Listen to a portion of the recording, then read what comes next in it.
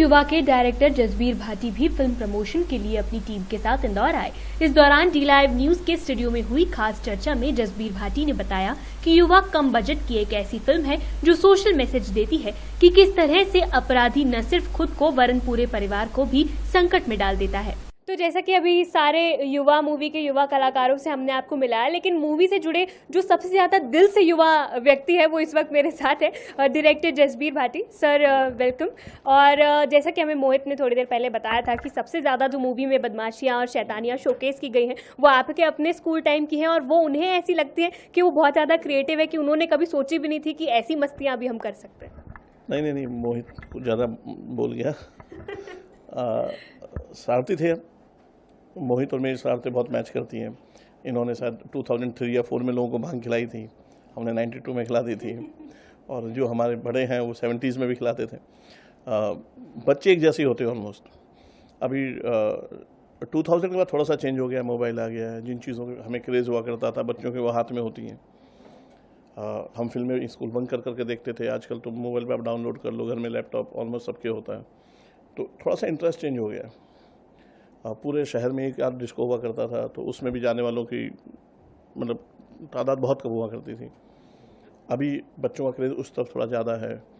Otherwise जो जहाँ तक स्कूल लाइफ की बात है तो सारे ऑलमोस्ट सेम है। सर, ये जो युवा का कंसेप्ट था ये कैसे आपके दिमाग में आया, और क्यों आपने सोचा कि युवा एक ऐसी मूवी भी हम बना सकते हैं इतने सारे फ्लेवर्स के साथ? मैं पिछले 3-4 साल से लोगों को कहानियाँ सुना रहा हूँ। मेरे पास बहुत सारी कहानियाँ तैयार हैं, स्क्रीन प्ले तैयार है। तो जब भी प्रोड्यूसर के पास जाते हैं तो लोग या तो ग्रैंड मस्ती की जैसी कोई फिल्म बना दो, या आपके पास कोई बड़ा एक्टर हो, बड़ा स्टार हो। तो मुझे लग रहा था कि हम कुछ ऐसा बनाएं जिसमें एंटरटेनमेंट भी हो, और मैं एज ए मेकर पर्सनली मैं जितनी फिल्म बनाऊंगा मैं बिना किसी उद्देश्य के नहीं बना पाऊंगा।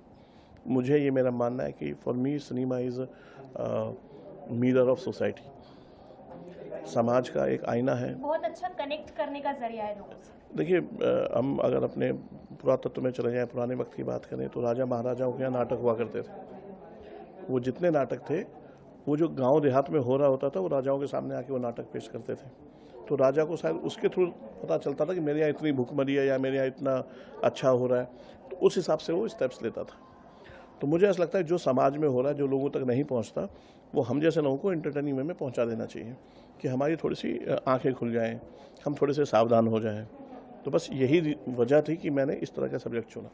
यही वजह थी कि युवा बनाई, और डेफिनेटली एक बहुत अच्छा सब्जेक्ट है। सर, आजकल हम देखें कि हर चीज़ का ट्रेंड जो है वो फिंगर टिप्स पे चेंज होता है, और आजकल बॉलीवुड मूवीज़ में जो वो ट्रेंड चल रहा है वो बायोपिक फिल्म्स का ट्रेंड चल रहा है। हर एक्टर चाहता है कि वो किसी ना किसी की बायोपिक में काम करे, और हर डायरेक्टर चाहता है कि वो किसी ना किसी की बायोपिक बनाए। अगर आप कभी सोचेंगे कि आपको किसी का बायोपिक बनाना हो तो वो कौन होगा, और किन एक्टर्स के साथ आप उसमें काम करना चाहेंगे? बहुत ही बड़ा वाला सवाल है, क्योंकि मैं विवेकानंद जी पे एक फिल्म बनाना चाहूँगा। मेरे मतलब वो उनको मैं मानता हूँ कि उनके ऊपर अगर मैंने फिल्म बनाई तो बहुत बड़ी फिल्म बनेगी। एक्टर उसमें कौन होगा अभी तो मुझे कोई दिख नहीं रहा। मतलब मुझे सच में पूरी इंडस्ट्री में कोई विवेकानंद नहीं दिखता है, ठीक है, लेकिन तब तक मुझे भी थोड़ा ग्रो करना पड़ेगा, क्योंकि वो एक ऐसी शख्सियत है जिसके बारे में किसी को बहुत ज़्यादा नहीं पता है, ठीक है। तो उनके लिए मुझे भी एज ए मेकर थोड़ा ग्रो करना पड़ेगा। तो ये मेरी शायद 15वीं 16वीं या 17वीं वो फिल्म होगी जो मैं शायद 150-200 करोड़ की बनाऊँगा। तभी लोगों तक उस लेवल पे पहुंच पाएगी कि यस, ये वो विवेकानंद है जो जसबीर भाटी ने बनाई। जी सर, डायरेक्टर जो होता है वो किसी भी मूवी की रूट्स होता है, वो जितने भी अलग अलग थ्रेड्स होते हैं उन सबको एक साथ हाथ में बांध के रखता है। सर, क्या मानना है आपका कि अभी इतने सारे युवा कलाकार जो है वो डेब्यू कर रहे हैं, युवा मूवी में कर रहे हैं, और बहुत सारी ऐसी पिक्चरें आ रही है, बहुत सारे नए फेसेस हमें रोजाना देखने को मिल रहे हैं। कितना टैलेंट है हमारे आज के युवा बॉलीवुड इंडस्ट्री में? देखिए, जहाँ तक टैलेंट की बात है वो तो बचपन से ही था। मतलब आप 70s में देख लो, 60s में देख लो, ये माँ बाप हैं जो बदल रहे हैं। ये सोच है माँ बाप की जो बदल रही है, जिन्होंने इस प्रोफेशन को भी समझा, वरना एक्टिंग को प्रोफेशन माना ही नहीं जाता था। जब मैंने किसी को बताया कि मैं राइटर हूँ, ये मुझे एक नई शुरुआत लग रही है माँ बाप के नज़रिए में जो बदलाव हुआ है। पहले जो भी बच्चा या बच्ची कहती थी कि मुझे हीरो बनना है या हीरोइन बननी है, तो माँ बाप ही सबसे पहले अनकंफर्टेबल हो जाते थे कि क्या काम करने जा रहा है यार, ये तो प्रोफेशन ही नहीं है। तो और हमारे यहाँ ये चलन था, लड़कियों को शोषण किया जाता था, शोषित होती थी, बड़े लोग अपनी बेटियों को इससे बचाते थे। लेकिन आज हर आदमी, चाहे वो बिजनेसमैन हो, पॉलिटिशियन हो, अगर कोई बच्ची कहती है खड़े होकर कि पापा I want to be actress, तो कहते हैं ठीक है बेटा, गो अहेड। और इस प्रोफेशन की अब इज्जत होने लगी। देखिए, कलाकार पहले भी कम नहीं थे। अपनी नरगिस दत्त जी कितनी बड़ी एक्ट्रेस थी, मदर इंडिया सिनेमा उठा लीजिए आप, काम बहुत अच्छा हो रहा था। स्मिता पाटिल जी, सुंदर ना होते हुए भी उनमें कशिश थी, ठीक है, काम बहुत अच्छा होता, लेकिन फिर भी पहचान नहीं थी। अब इस दशक ने 2000 के बाद से माँ बाप ने बच्चों को इस लाइन में जाने दिया है।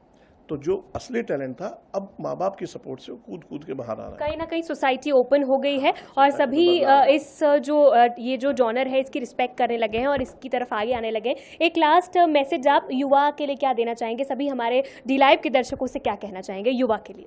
देखिए, ये जो मेरी फिल्म बनाने का एक जो बहुत बड़ा उद्देश्य था, वो है कि मैं उनको सिर्फ एक चीज़ का एहसास दिलाना चाह रहा हूँ, एक चीज़ उन तक पहुँचाना चाह रहा हूँ कि भाई, अगर कभी आपको किसी लड़की को देख के उसके साथ दुराचार करने का मन हो, आप पे हैवानियत इतनी सवार हो जाए कि आप ये चाहें कि भैया मुझे आज इस लड़की का अस्तित्व भी ख़त्म कर देना है, मुझे इससे बदला लेना है, मुझे इससे घृणा है, मुझे इसका फेस जला देना है, जितने भी गंदे से गंदे विचार हैं, उन पूरे विचारों को इकट्ठा करके बस एक बार इतना सोच लेना कि इसके बाद आपके अपनों का क्या होगा। इफ़ यू रेप समबडी, आपने किसी का रेप कर दिया, कल आपको पुलिस पकड़ के ले जाएगी। आपने अपना जीवन तो 4 दीवारी के पीछे डाल दिया, लेकिन इसके बाद जो आपके अपने हैं, आपकी वो बहन जिसकी शादी होकर 15-20 साल हो गए, जो अपने 2 छोटे छोटे बच्चों के साथ किसी दूसरे शहर में रहती है, जब आप रेप कर रहे थे शायद उस समय बच्चों के कपड़े प्रेस कर रही होगी, वो जीवन भर उस कलंक के साथ जिएगी कि उसके भाई ने रेप किया। आपकी बुआ, आपके मामा, आपके जितने रिश्तेदार हैं, दोस्त आपसे किनारा कर लेंगे, समाज में आप खत्म हो। एक दुराचार के बाद एक वो आधे घंटे का आपने पता नहीं उसमें क्या एंजॉय कर लिया, उसकी वजह से आपने अपनी पूरी ज़िंदगी अपनी और अपने अपनों की सब तबाह कर दी है।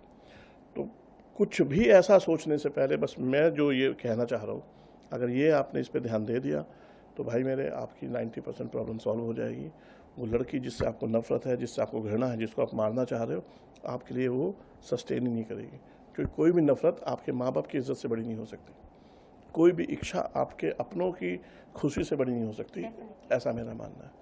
बहुत ही खूबसूरत विचार है सर आपके। और ये थे हमारे साथ युवा मूवी के डायरेक्टर जसबीर भाटी, जिन्होंने बताया कि क्यों उनके दिमाग में युवा मूवी का कंसेप्ट आया और कैसे इन्होंने मूवी बनाई। और सारी स्टारकास्ट भी बहुत ही ज़्यादा मस्तीखोर थी और बहुत ही सारी मस्ती भरी बातें की और मूवी से जुड़े कई सारे पहलू उन्हें हमें यहाँ पर बताए और कितना इंजॉय उन्होंने शूटिंग सेट्स पे किया और मूवी से सबको क्या एक्सपेक्टेशन है और किस तरह के उनके किरदार हैं। बहुत सारी जानकारी उन्होंने यहाँ पर हमें डी लाइव के स्टूडियो में आकर दी।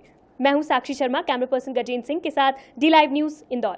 धनराज फिल्म प्रोडक्शन की ये फिल्म 26 जून को रिलीज हो रही है, जिसकी स्टोरी भी जसबीर भाटी ने लिखी है, जिसका पूरा म्यूजिक राशिद खान, पलाश मुछाल, हनीफ शेख और प्रवीण मनोज ने दिया है। Bureau report, D live news.